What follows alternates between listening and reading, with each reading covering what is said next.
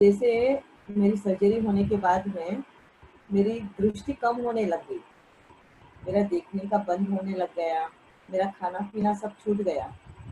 तो मेरा जो देखने का नजरिया जो था वो इस तरफ था कि मैं देख नहीं सकती हूँ, मैं खा पी नहीं सकती हूँ, मैं इंडिपेंडेंटली चल नहीं सकती हूँ।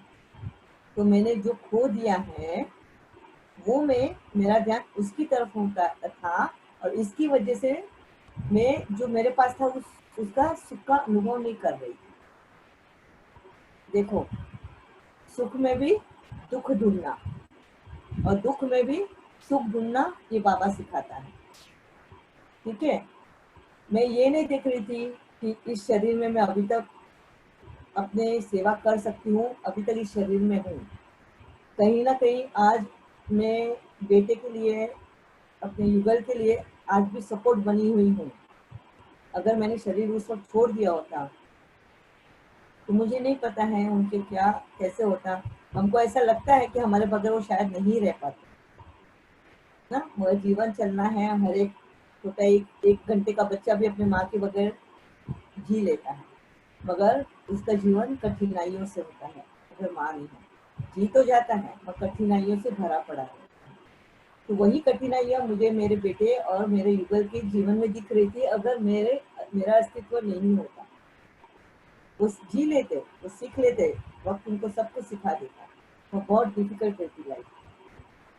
तो मेरा जो देखने का नजरिया जो था वो सारी लॉसेस थी। मेरी विजन का लॉस, मेरे खाने पीने ना खाने का लॉस, मेरे हेल्थ इश्यूज का लॉस, ये सारा लॉस मैं देख रही थी। और बाबा ने मेरा देखने का नजरिया चेंज किया। बाबा ने कहा, सुख मान, खुश रह कि तेरी और 4 ऑर्गन्स बहुत अच्छे से चल रही है। खुश रह कि देखो जो तेरी विजन है टोटली गई नहीं है, 75% गई, बट 25% तो है ना तेरे पास। तो वो मेरा ध्यान किस तरफ खिंचवा रहा था, जो चीजें मेरे पास है उस तरफ, है ना। और फिर सिर्फ है उस तरफ सिर्फ खिंचवाया नहीं, उसने उसको यूटिलाइज कैसे करना है अपने श्रेष्ठ कर्मों में, क्योंकि बुरे कर्मों की वजह से मेरे से ये सब खो गया। अब जो बच्चा है उसको श्रेष्ठ कर्मों में कैसे लगाना है, वो उसने मेरा विजन चेंज किया। जब मैंने कहा बाबा मैं खा नहीं सकती हूँ, पी नहीं सकती हूँ, इस शरीर से क्या काम होने वाला है, बाबा ने क्या बोला, तेरे हाथ में तो हुनर है ना, हाथ पैर तो चल रहे हैं ना तेरे, बना खाना सबके लिए और खिला सबको। तू जितना खाना खिलाएगी तो उतना ही संतुष्ट मिलेगी, और जितनी संतुष्टता मिलेगी तेरा शरीर उतना ही सुदृढ़ होते जाएगा। जो बहुत वीक हो चुका था, तो जो 10 महीने के अंदर मैंने 60 किलो मेरा वजन कम हो गया था। और वहीं पे बाबा ने जब ये सेवा दी और ये जब मेरा देखने का नजरिया चेंज कर दिया, तो आज जैसे मैं वो सुख मानने लगी, उस सुख की अनुभूति मुझे होने लगी, अंदर ही अंदर उस जीवन का मूल्य में समझने लगी। कौन सा जीवन का, ये अभी जो जी रही उसका मूल्य, कि कितनी वैल्यूएबल है ये लाइफ। हम इसको बहुत ही फॉर ग्रांटेड लेते हैं अपने जीवन को, है ना। सिर्फ अपने तक ही हम अपने लाइफ को रखते हैं कि मुझे क्या चाहिए, मैं सुखी हूँ या नहीं हूँ, मेरे को ये सारी चीजों की प्राप्ति हो गई तो मैं सुखी हूँ। बाबा ने यहीं पे मेरा नजरिया चेंज कर दिया, देखने का नजरिया चेंज कर दिया, है ना। अब मुझे मेरा रियल वैल्यू समझने लगा, इस लाइफ की वैल्यू समझने लगी, जब इसी को बाबा ने सेवा में लगाया, श्रेष्ठ कर्म करने में लगाया। हमारे बचे हुए कर्म खत्म करने के लिए वो यूज। तो ये मेरा अनुभव है, जहाँ हम जो खो दिया, ये मोस्टली दुनिया जो है, हर आत्मा की वो स्थिति होती है। जब भी हम कुछ खो देते हैं, हम पहला रोना उसी के लिए शुरू कर देते हैं। अगर समझो किसी ने 1 गिलास पानी दिया है और किसी का धक्का लग गया, आधा गिलास पानी नीचे गिर गया, आधा गिलास पानी है हमारे पास, तो हमारा ध्यान सबसे पहले किसके पास जाएगा, पानी कितना वेस्ट हुआ, हमारा पानी कितना गिलास से फैल गया। प्यास आपको बहुत लगी थी, आधा पानी नीचे गिर गया, तो उस पर पहले दुख मनाएंगे अरे मुझे इतनी प्यास लगी थी, मुझे पूरा ग्लास पानी चाहिए था और मेरा आधा पानी वेस्ट हो गया। अब मेरा ये आधे पानी से तो पेट भरने वाला है। हम पहले क्या करते, दुख मनाते, ये एहसास भी नहीं रखते कि वो आधा ग्लास पानी भी हमें उस वक्त के लिए शांति देने वाला है। वो उसकी तरफ हम ध्यान नहीं देते हैं, उन सुखों की तरफ फॉर ग्रांटेड लेते हैं, और यही वजह बन जाता है हमारे दुखों का कारण। ये बाबा ने मुझे मेरा अनुभव से समझा है ना। आज भी आप सब लोग सेल्फ चेकिंग करना कि हमारे जीवन में हम जो दुख देख रहे हैं, हमारे उस दुख के पीछे कितना सुख है, उसके साथ साथ हमें दूसरी क्या प्राप्ति हुई है वो देखो, तब तुम्हें दुख में भी सुख दिखाई देगा। नहीं तो सुख में भी दुख ही दुख है ना। अच्छा, अभी सुख के बाद में है ऑरेंज कलर। ऑरेंज है प्योरिटी। बाबा प्योरिटी की बात करता है, वो कौन सी प्योरिटी की बात करता है?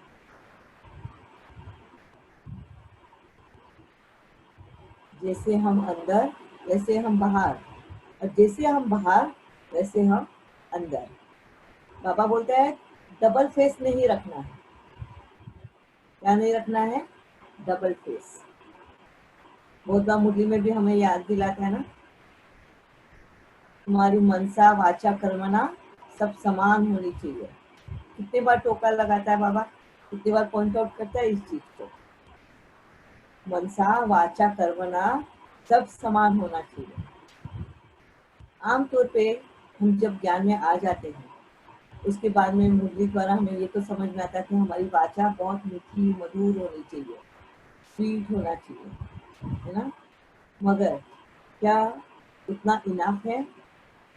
अगर सामने वाला हमें गालियां दे रहा है और हम मीठी वाणी से उसको बोल रहे हैं कि बेटा ऐसा नहीं करना है, ऐसा नहीं बोलना, ये असभ्यता है, बहुत मीठे वर्ड से बोल रहे हैं, पर क्या हम मनसा से भी उतने ही मीठे हैं? क्या हमारे मन में उसके प्रति क्रोध नहीं आ रहा? उसके प्रति कहीं हमें द्वेष नहीं आ रहा? कहीं ना कहीं हम उसके जो बोल रहे हैं वो वर्ड्स हमें हर्ट नहीं हो रहे? मुंह से तो हमने बोल दिया कि नहीं ऐसे नहीं करना, वैसे नहीं करना, पर मन ही मन में हम उसके माइंड में उसकी जो बिहेवियर है अपने माइंड में रिकॉर्ड करके रख रहे हैं। और आगे चल के कभी अगर मौका मिल भी जाए ना हमें, हम एक्शन में भी लेकर आएंगे। जैसे अगर समझो 2-3 आत्माएं सामने बैठी हैं और उनको अगर समझो समाज में कुछ देना है हमको, तो हम क्या करेंगे? 100% हमारे अंदर वो याद आएगा और कहीं ना कहीं हम उसके साथ में समान भाव नहीं रखेंगे, है ना। तो बाबा यहीं पे हमें पॉइंट आउट करते हैं। और जब जब हमारे अंदर ऐसी भावनाएं आई हैं, हमारे सूक्ष्म शरीर का ऑरेंज कलर इफेक्ट होता है। और ये हमारे समय बात किया। यस, हाँ जी।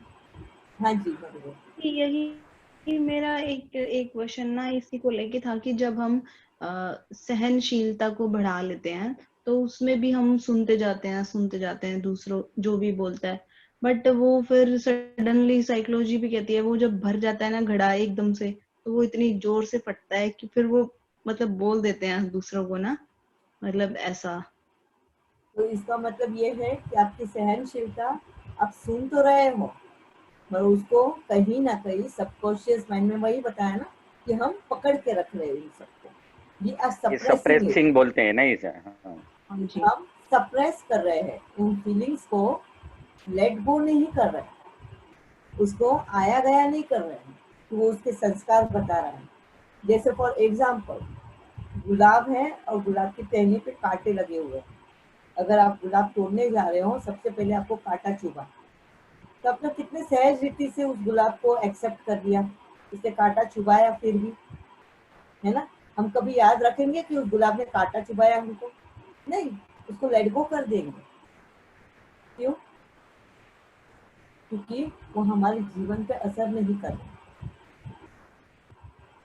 वो फूल की सुगंध, उसकी फूल की ब्यूटी हमें ज्यादा लुभावनी लग रही है, वो ज्यादा हमें सुकून लग दे रहा है, ज्यादा सुख दे रहा है, क्योंकि कहीं ना कहीं वो गुलाब का फूल हम शायद ब्रह्मो बाबा के इस पे रखेंगे, फोटो पे चढ़ाएंगे, या शिव बाबा के भोग की थाली पे रखने वाले, तो चुभा हुआ कांटा हमें तकलीफ नहीं देगा, है ना, उसको लेट गो कर देते हैं।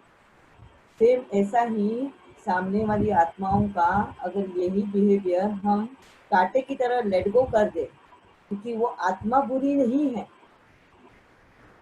जैसे गुलाब का फूल बुरा नहीं है वैसे ही वो आत्मा बुरी नहीं है, मगर उसके एडॉप्टेड संस्कार जो है वो सही नहीं है।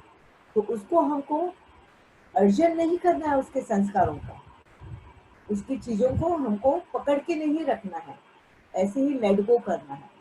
अगर हमने पकड़ के रखा है तो कहीं ना कहीं हम फीलिंग्स में आ रहे हैं और उसको सप्रेस कर रहे हैं, और फिर वो एक ना एक दिन वोल्केनो बन के फूट पड़ेगा। ये हमारी मनसा, हम मनसा में और वाचा में समान नहीं है।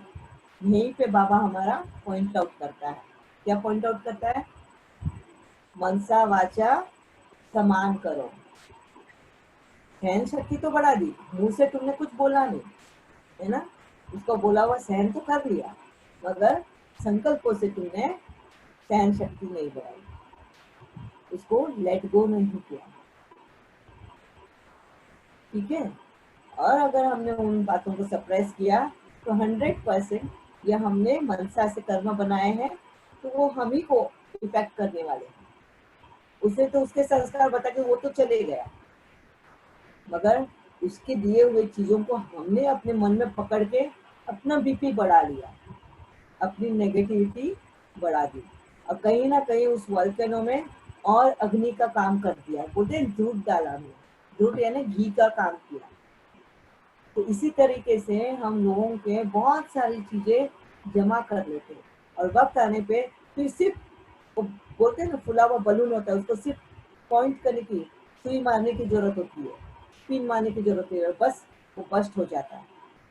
फिर तो बाबा भी गया, सब कुछ गया, हमारे इतने ना अर्जुन किए हुए संस्कार होते, ये होते, सब कुछ गया, फिर जीरो पे आके खड़े हो जाते हैं। फिर बाबा सामने आके खड़ा होता है, बाबा की टेस्ट में फेल। बाबा की बड़ा मुस्कुरा के बोलेगा, बच्चे फेल हो गए, कैसा लगेगा? हैं?